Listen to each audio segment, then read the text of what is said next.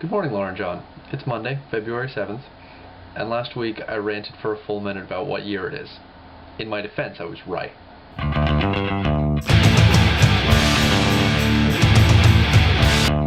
So I was at a rec event, and the announcer at the end of the night said, "Hey guys, thanks for coming out to Gladiator 2011. At which point, I just lost it.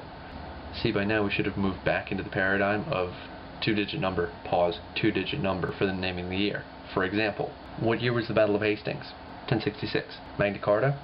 1215. The French Revolution? 1789. Russian Revolution? 1917. The Beatles' Revolution number 9? 1968. A series of Middle Eastern revolutions whose exact consequences are very difficult to predict? 2011. See? I brought it back. Now, I'll admit that diverging from the regime to which we were all accustomed was unavoidable for the first decade of this millennium. After all, what else were you going to call 2000 but 2000? And the next 9 years were no better. I mean, 2001, 2002, you couldn't very well call them 2001, 2005. I mean, some people tried, but they were wrong. But 2010 was supposed to be that year where we all transitioned back into the old pattern. Last year was accepting of both 2010 and 2010, but this year I'm going to start enforcing the convention with which we should all be familiar. It's 2011, and anyone who disagrees is getting a slap. Maybe I shouldn't have had that second coffee. Moving on. John, in your last video, you challenged us to pick 5 books, and so here goes. The Drunkard's Walk is the best popular book on statistics. It addresses all sorts of issues about luck and why we're more likely to believe in luck than in randomness, because we can't really comprehend randomness. But more importantly, John, it addresses the fact of why you can't roll the ones out of your D&D dice beyond good and evil.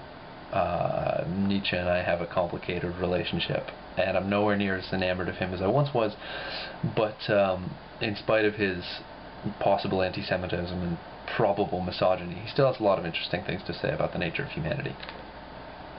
This one is a little ironic. I'm actually reading the Bible more than I'm reading any other book at the moment because of my religious studies course. That's about all I have to say about that. It's pretty heavy.